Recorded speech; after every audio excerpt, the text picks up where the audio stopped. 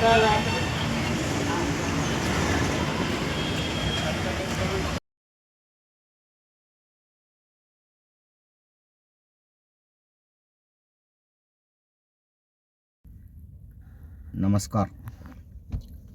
P Gopinath Reddy company ही जी 7 वर्षापासून आपल्या शहरात जी कचरा संकलन करू राहिली, त्याचा कालावधी संपत आला तरी या कंपनीने नियोजन काही व्यवस्थित केलेले नाही. त्याचा नमुना म्हणून आज मी हे तुम्हाला दाखवू राहिलो आहे. 3 नंबर झोनमधील आता 3 वाजत आले जवळपास, तरीसुद्धा या कचऱ्याच्या गाड्या इथं खाली करायला इतका विलंब होत आहे.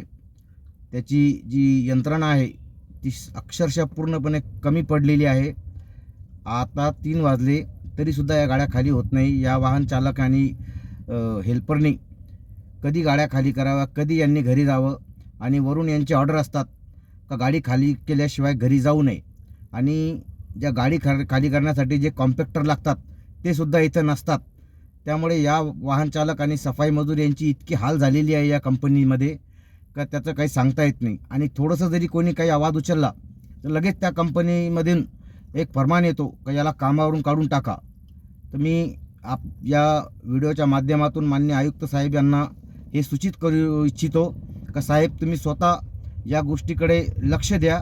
माननीय घनकचरा प्रमुख साहेब यांनीसुद्धा या गोष्टीकडे तत्काळ लक्ष देऊन या जो कर्मचाऱ्यांवर जो हा अन्याय होऊ राहिला, यांना जे वेळेवर घरी जायला भेटत नाही, यांच्या गाड्या खाली होत नाही, या ठिकाणी त्वरित कंपनीवर दंडात्मक कारवाई करावी आणि कंपनीला इथून ब्लॅकलिस्ट करून पाठवावे.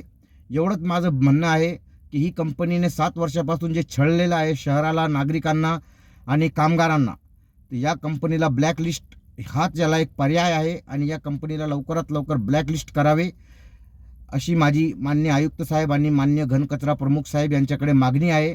मी हकीम शेख, अध्यक्ष कंत्राटी कामगार संघटना तथा संयुक्त कामगार संघटना महासंघ सचिव.